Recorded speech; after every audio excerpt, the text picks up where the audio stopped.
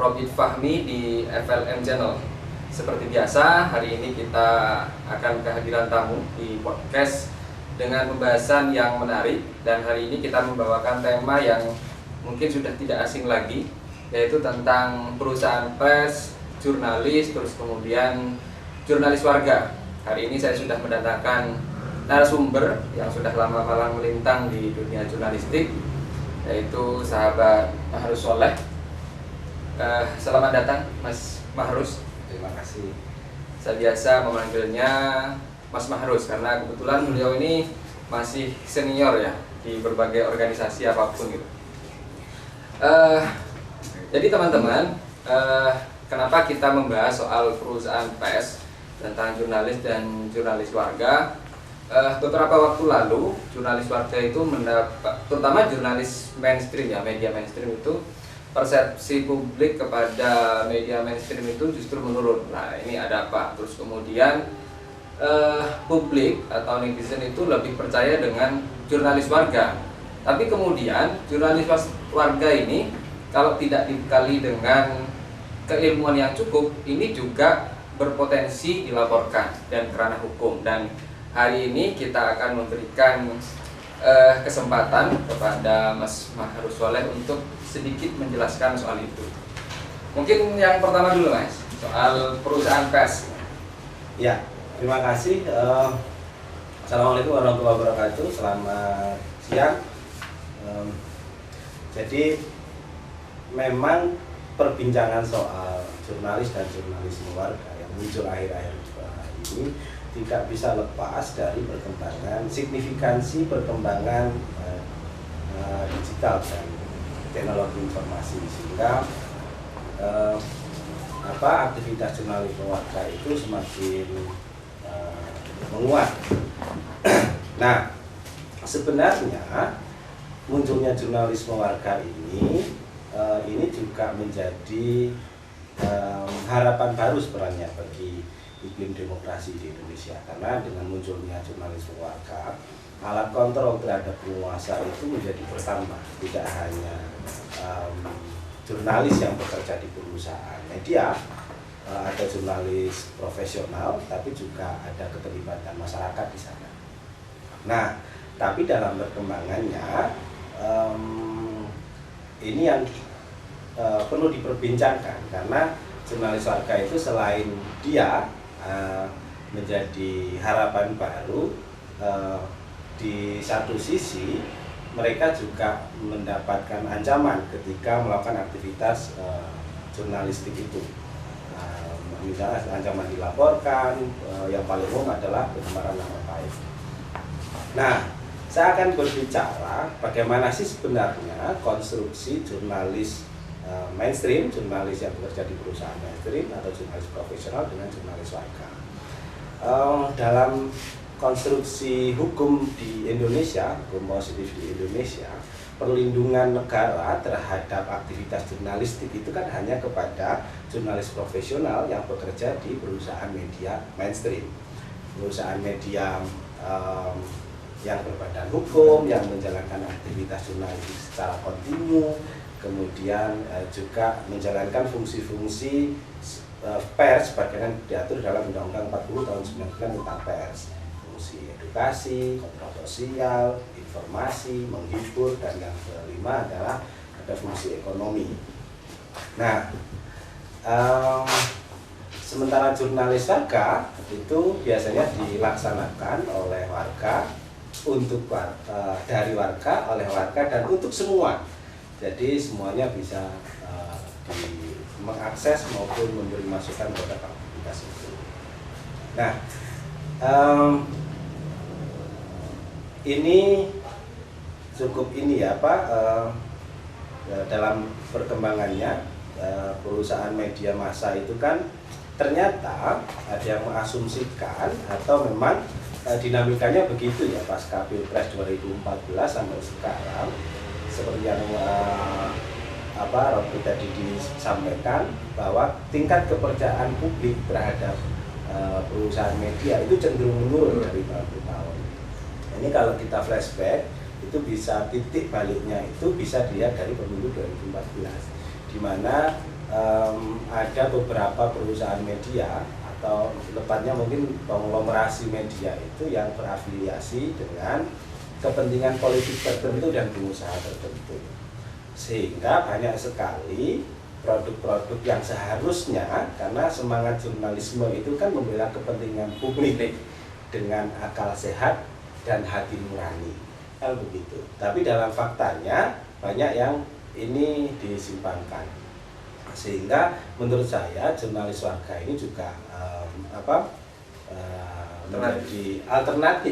menjadi alternatif untuk mengontrol penyelenggaraan pemerintahan, dan salah satunya juga menjadi alternatif untuk menyuarakan suara-suara yang tidak tercover oleh perusahaan media mainstream pada umumnya. Nah, itu semangat jurnalis warga di situ. Tapi dalam perjalanannya ini kan banyak sekali juga orang-orang yang mengaku sebagai jurnalis warga, kemudian dalam menjalankan aktivitasnya tidak berpegang teguh pada prinsip-prinsip yang harus dijalankan pada proses jurnalistik, sehingga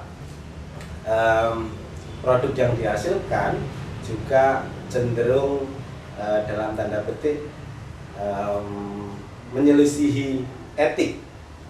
Nah, padahal jurnalisme warga itu dalam pelaksanaannya juga harus mengikuti kaidah-kaidah yang sudah disepakati secara umum. Meskipun jurnalis warga tidak terikat dengan kode etik jurnalistik, tapi seyogianya mereka juga merujuk kepada kode etik jurnalistik yang sudah disepakati bersama sesuai dengan yang dirumuskan oleh Dewan Pers. Ada beberapa prinsip lah.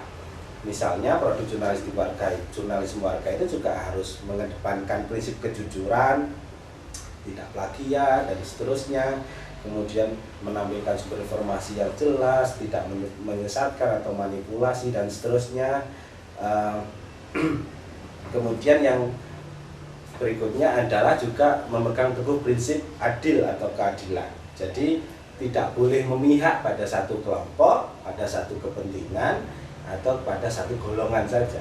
Nah, makanya di awal tadi disampaikan kalau jurnalis warga itu dari dan oleh warga untuk semua. Jadi tidak boleh itu hanya tertuju pada satu kelompok saja. Nah, bagaimana ketika ada yang berbasis komunitas, misalnya atau organisasi yang bertujuan advokasi, ya, itu mungkin bisa disebut sebagai jurnalis yang berbasis komunitas. Dan prinsip yang terakhir yang harus dipegang juga harus bertanggung jawab. Artinya produk yang dikeluarkan itu juga harus bisa dipertanggungjawabkan. Kalau ada kesalahan juga harus minta maaf, juga harus ada koreksi lanjutan, kemudian juga tidak menyinggung sara atau mendiskriminasi kelompok tertentu dan seterusnya. Saya kira itu. Jadi teman-teman, itu penjelasan sedikit soal perusahaan pers, jurnalis, dan jurnalis warga. Dan ada isu lagi yang menarik, yaitu ketika perusahaan pers itu terkooptasi oleh pengusaha dan penguasa, sehingga suara yang kalangan bawah itu tidak tersuarakan, butuh jurnalis warga. Tapi di satu sisi, jurnalis warga itu mudah terkena ancaman pidana. Nah, untuk menjelaskan lebih lengkapnya, tunggu setelah yang satu ini.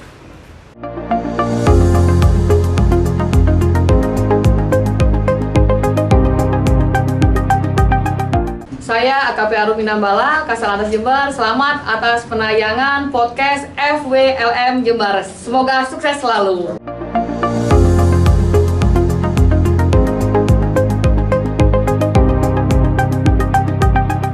Baik pemirsa, kembali lagi di Kopi Bareng podcast FLM Channel. Kali ini kita akan memberikan penjelasan yang lebih rinci dari narasumber kita hari ini, Mas Mahrus. Seperti yang tadi sempat saya tanyakan, Mas, ketika ada seorang jurnalis warga terus kemudian menyuarakan yang harus disuarakan memang, tapi dia terancam pidana, mereka harus mengadu kepada siapa? Ya, memang sampai hari ini jangan kepada jurnalis warga, pada jurnalis yang bekerja di perusahaan mainstream, ancaman pemidanaan itu saja masih ada. harusnya kalau berdasarkan undang-undang pers, ancaman pemidanaan itu sudah tidak ada lagi, khusus untuk jurnalis yang bekerja di perusahaan media. Nah, tapi untuk jurnalis warga memang ada ancaman yang membayanginya. Pertama adalah pasal 310 ayat 1 dan 2 KUHP yang ancaman hukumannya paling lama 1 tahun 4 bulan. 1 tahun 4 bulan tentang pencemaran nama baik. Yang berikutnya adalah undang-undang tentang transaksi informasi dan transaksi elektronik atau undang-undang ITE. Kalau pencemaran nama baik itu diatur pada pasal 27 ayat 3 Undang-Undang nomor 11 tahun 2008. Nah, dua pasal ini yang menjadi momok dalam tanda petik bagi jurnalis warga dalam melakukan aktivitas jurnalistik. Ada beberapa cara sebelum kita masuk bagaimana apa yang harus dilakukan oleh seorang jurnalis warga ketika diancam oleh jerat pidana. Maka salah satu cara yang bisa dilakukan pertama adalah mencegahnya terlebih dahulu. Bagaimana cara mencegahnya? Pertama, jurnalis warga itu harus melaksanakan aktivitas jurnalistiknya sesuai dengan kode etik jurnalistik. Diatur menjadi 11 pasal kalau dalam kode etik jurnalistik yang dirumuskan oleh Dewan Pers bersama konstituennya. Nah, harus mengikuti itu. Salah satunya harus profesional, kemudian tidak memihak, kemudian tidak menyinggung unsur sara, dan seterusnya sesuai dengan 11 pasal dalam kode etik jurnalistik. Kalau aktivitas jurnalistik seorang jurnalis warga itu sesuai dengan kode etik jurnalistik, maka hasil tulisan jurnalistiknya atau produk jurnalistiknya kemungkinan digugat baik secara perdata maupun dilaporkan secara pidana itu kecil. Itu tips yang pertama agar terhindar dari jerat pidana. Yang kedua adalah seorang jurnalis warga harus menghindari isu-isu yang mungkin sensitif dalam tanda petik, yang menyinggung kelompok-kelompok lain, misalnya begitu. Nah, bagaimana ketika ada informasi yang itu penting, menyangkut kepentingan publik yang lebih luas, dan itu kalau tidak disuarakan maka akan berdampak luas. Misalnya begitu. Taruhlah misalnya di desa ada seorang jurnalis warga yang mengetahui kadesnya melakukan dugaan tindak pidana korupsi, misalnya begitu. Ditulis dia khawatir dilaporkan, tidak ditulis ini akan menggerogoti pembangunan desa. Maka yang berikutnya jurnalis warga harus berjejaring. Jurnalis warga itu harus berjejaring, harus membangun komunitas atau jejaring dengan jurnalis profesional maupun dengan sesama jurnalis warga. Apa fungsi dari jejaring itu? Salah satunya untuk menguatkan, memberi pemahaman, dan yang berikutnya ketika ada persoalan, ada jaringan yang bisa mengadvokasi mereka. Jika dilaporkan maka ada mengadvokasi. Dan yang ketiga, ya jurnalis warga juga harus mengupdate pengetahuan agar dia juga semakin profesional atau mungkin semakin mengerti bagaimana cara meliput sebuah peristiwa. Nah, kalau misalnya jurnalis warga itu dikelola secara serius, contohnya misalnya kalau di Indonesia bisa menjadi rujukan itu ada Bali Bengong yang digagas oleh teman-teman yang ada di Bali. Bali Bengong itu adalah platform jurnalis warga yang di sana sudah diberi disclaimer atau penyangkalan, maksudnya produk yang muncul di Bali Bengong itu ada menjadi tanggung jawab pribadi penulis. Di sana tidak ada upah untuk penulisnya, dan ketika ada yang mau mengambil atau menyadur dari tulisan itu juga tidak harus membayar. Nah, itu bisa menjadi rujukan. Itu dikelola secara serius, kemudian mereka juga berjejaring dan benar-benar menjalankan aktivitas jurnalis warga. Kalau saya lihat di websitenya Bali Bengong ini juga ada liputan yang berbasis indeks liputan yang mendalam. Tentu ini mereka tidak berjalan sendiri, mereka juga berjejaring dengan teman-teman jurnalis profesional. Saya kira ini yang bisa dilakukan oleh teman-teman jurnalis warga untuk dapat menjalankan aktivitas jurnalistiknya sebagaimana mestinya. Nah, yang menarik menurut saya begini, bagaimana ketika ada dalam tanda petik jurnalis abal-abal yang mengaku sebagai jurnalis warga. Nah, itu kan, ini masyarakat juga harus diberi pemahaman bagaimana kita membedakan mana sih jurnalis profesional atau jurnalis yang bekerja di perusahaan mainstream, mana jurnalis warga, dan mana jurnalis yang abal-abal. Itu kan yang menjadi pertanyaan.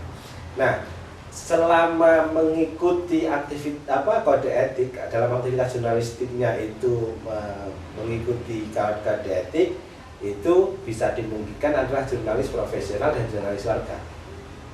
Yang membedakan mungkin kalau jurnalis profesional ID card-nya menunjukkan perusahaan tertentu. Kalau jurnalis warga mungkin di platform medianya yang dikelola bersama itu. Nah, kalau jurnalis abal-abal kecenderungannya pasti akan melanggar kode etik, menakut-nakuti narasumber, kemudian mengancam-ngancam, meminta-minta atau apalah. Nah, itu.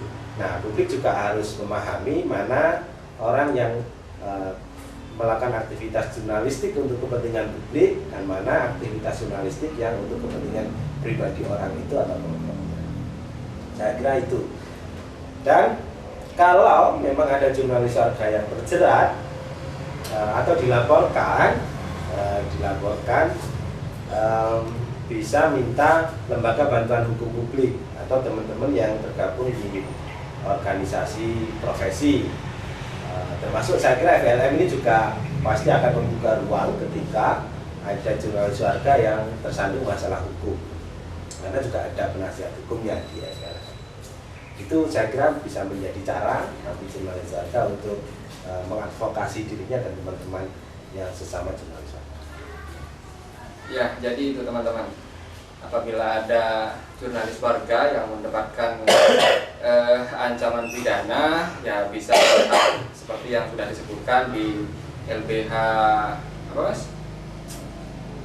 LBH apa? Lembaga Bantuan Hukum Publik. Lembaga Bantuan Hukum Publik apabila mendapatkan ancaman hukuman pidana atau langsung ke FLM, jadi kita bisa melakukan advokasi lah, bantuan secara hukum. Nah, selanjutnya kira-kira, nah ini mas, jurnalis warga itu apakah menjadi ancaman bagi media mainstream? Nah, ancamannya seperti apa? Ya, nanti kita bakalan kembali di selanjutnya.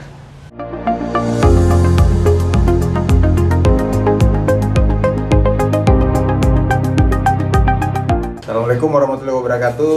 Saya Letkol Infantri Laode Muhammad Nurdin, Wakil Asisten Teritorial Kodam 5 Brawijaya, mengucapkan selamat kepada FLM atas berdirinya podcast FLM.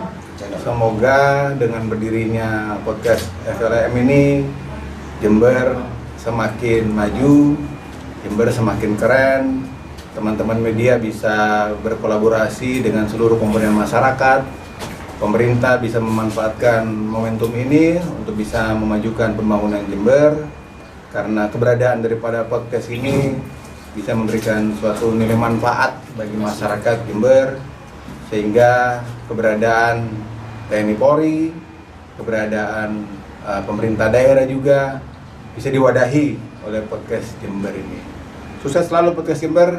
Saya bangga dengan podcast FLM Kabupaten Jember. Semoga sukses selalu. Assalamualaikum warahmatullahi wabarakatuh. Waalaikumsalam.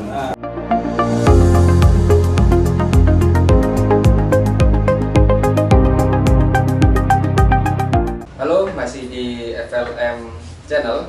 Nah, seperti yang tadi saya tanyakan kepada narasumber kita, Mas Maharus Soleh, soal kehadiran jurnalis warga atau selain jurnalis warga ini kan ada yang baru, Mas, Mediagram, terus kemudian grup Facebook, ya, info-info itu kan. Lah, ini apakah tidak menjadi ancaman sebagai media mainstream? Karena kenapa? Kalau kita tahu bahwa publik sekarang itu lebih suka beriklan ke sana gitu, daripada iklan ke media mainstream. Lah, ini apakah tidak menjadi ancaman? Sementara baru-baru ini muncul isu perusahaan sehat. Jadi perusahaan sehat yang harus secara keuangan itu ya baik gitu. Gimana tanggapannya dari Mas Fahrus? Ya, saya pertama akan berbicara dalam konteks jurnalismenya dulu, bahwa kalau jurnalis warga dihadapkan dengan perusahaan pers profesional, saya kira itu saling melengkapi. Artinya tidak ada persinggungan yang berlangsung selama sama-sama dijalankan secara profesional mematuhi kode etik. Itu poinnya. Karena dalam konteks jurnalistik, perusahaan pers itu juga memiliki keterbatasan tenaga, memiliki jumlah jurnalisnya terbatas, kemampuan jurnalisnya juga terbatas. Misalnya hari ini ada peristiwa di ujung selatan Jember misalnya, belum tentu jurnalis yang ada di kota itu tahu tentang peristiwa yang ada di ujung selatan Jember. Itu muncul dulu itu Mas? Itu bisa muncul dulu. Nah, jadi itu bisa saling melengkapi dalam konteks jurnalistik ya. Jadi misalnya di wilayah selatan ada jurnalis warga yang kemudian mewartakan peristiwa itu lebih awal, tapi dengan cara yang sederhana. Nah, jurnalis profesional bisa datang setelahnya, kemudian menggali informasi itu secara lebih lengkap, sehingga publik menjadi lebih tahu dan publik bisa menjadi lebih paham tentang tidak hanya apa peristiwa yang terjadi, tapi dalam konteks apa peristiwa itu terjadi. Jadi di situ saling melengkapi. Nah, ini kalau pertanyaannya bagaimana secara bisnis, kalau jurnalis warga tentu mereka bekerjanya secara non-profit, mereka adalah berbasis kesukarelawanan. Jadi kalau saya kembali lagi mengacu ke Balai Bengong, di sana ada ketentuan memang yang sudah disebutkan dalam disclaimer itu tidak ada upah bagi yang menulis dan juga tidak ada permintaan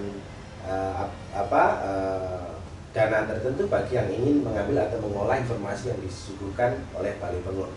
Jadi prinsipnya adalah kesukarelawanan dan itu berbasis non-profit karena semangatnya adalah mengedukasi warga sekaligus memberi ruang bagi warga untuk menyampaikan unek-unek mereka atau informasi yang ada di sekitar mereka. Bahkan informasi yang sangat kecil sekalipun, misalnya gotong royong bangun pos ronda, ya, itu bisa termuat di jurnalis warga yang saya contohkan di Balai Bengong itu tadi. Nah, kalau pertanyaan bagaimana dengan media gram atau media yang atau orang-orang yang menjalankan media sosial yang fungsinya mirip-mirip dengan fungsi media yang berbasis info-info gitu ya. Saya kira secara bisnis segmentasinya juga berbeda. Segmentasi pasar pemasang iklannya berbeda. Karena kalau perusahaan pers yang mainstream itu jelas dikelola oleh banyak orang, kemudian dikelola proses verifikasinya berlapis, kemudian instrumen manajerialnya juga berjenjang. Jadi dan unit bisnis yang dijalankan memang core bisnisnya adalah informasi, tapi unit bisnis yang dijalankan biasanya perusahaan pers mainstream itu tidak hanya informasi tapi ada yang lain, misalnya ada event, ada bahkan kalau perusahaan besar, saya tidak akan menyebut namanya ya, perusahaan besar ada yang juga punya bisnis percetakan, misalnya ekspedisi, kemudian perhotelan dan macam-macam. Jadi tentu tidak akan berhadapan-hadapan lah, secara bisnis juga tidak akan berhadapan-hadapan karena segmentasi pasar pemasang iklannya juga berbeda. Karena biasanya kecenderungannya yang masang di media gram itu yang skala menengah ke bawah, karena memang nilainya relatif murah ya, relatif murah kalau dibandingkan dengan yang ada di perusahaan media massa mainstream. Nah, Saya kira itu. Tapi yang perlu diketahui oleh publik adalah Mediagram itu bukan jurnalis warga. Mereka hanya orang yang menyadur atau menyalin informasi atau yang memberitakan, menginformasikan peristiwa yang dikirim oleh pengikut mereka di media sosial itu. Nah, tentu tidak dengan kaidah jurnalistik yang standar, yang misalnya 5W1H dan seterusnya. Kadang ada yang tidak lengkap, kadang ada yang kurang lengkap, tapi juga ada yang lengkap. Nah, sebagian besar mereka memang menyadur dari media mainstream yang sudah terbit sebelumnya, kemudian dikasih sumber. Meskipun Kalau YouTuber itu masuk Mediagram? Kalau YouTuber tentu beda. Kalau YouTuber itu masuknya ke, kalau di istilahnya selebgram lah ya, YouTuber, selebgram. Kalau di Instagram itu namanya selebgram. Orang-orang yang beraktivitas mencari cuan melalui media sosial YouTube atau media sosial Instagram. Jadi mereka lebih ke situ. Jadi makanya mereka disebut bukan berita, tapi konten. Jadi isi yang ada di dalam media sosial itu bukan berupa informasi saja, tapi juga banyak, sehingga mereka tidak terikat oleh tidak dilindungi oleh undang-undang pers, juga tidak terikat oleh kode etik yang ada dalam jurnalistik. Jadi mereka yang mengikuti undang-undang secara umum sekaligus kaidah atau ketentuan yang berlaku pada pedoman komunitas di media sosial itu. Ya, mungkin tanggapannya sedikit lah tentang isu soal perusahaan sehat itu. Karena gini, ya bagus sebetulnya perusahaan sehat. Tapi saya pernah baca gini ya, di salah satu negara di Eropa, kalau tidak salah di Rusia. Jadi ketika ada persoalan, perusahaan itu kan harus sehat. Tapi di satu sisi perusahaan itu rata-rata dapat cuannya itu dari penguasa lah. Nah, ketika mereka tidak pro dengan penguasa, maka tidak dapat cuan. Ini apa? Kalau kemudian muncul isu soal perusahaan sehat untuk masa depan pers? Ya, perusahaan media harus sehat untuk menjamin kesejahteraan jurnalisnya. Itu prinsip yang harus dipahami bersama. Cuma memang dalam perjalanannya perusahaan sehat itu kadang juga terkendala dengan beragam persoalan, misalnya soal intervensi pemilik modal, kemudian ada campur tangan penguasa yang mereka merasa menyokong dana atau iklan dalam aktivitas jurnalistiknya itu. Nah, makanya di sini di era informasi yang serba gratis sekarang ini, saya kira publik juga harus terlibat untuk terus menyehatkan perusahaan media itu. Kalau hari ini mungkin kita yang kenal itu kan istilah crowdfunding gitu ya. Jadi perusahaan media itu membuka donasi publik dalam menjalankan aktivitas jurnalistiknya, sehingga harapannya produk jurnalistik yang dikeluarkan itu bisa lebih independen dan pro terhadap kepentingan masyarakat. Kira begitu. Ya, terima kasih Mas Mahrus sudah hadir di tengah-tengah kita pada hari ini.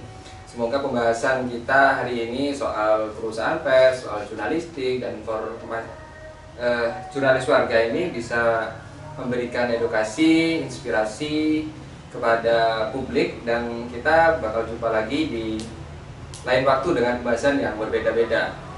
Jangan jangan bosan-bosan untuk kembali di FLM Channel. Terima kasih buat Mas Mahrus. Kita jumpa lagi minggu depan. Sekian dari saya. Assalamualaikum warahmatullahi wabarakatuh. Waalaikumsalam.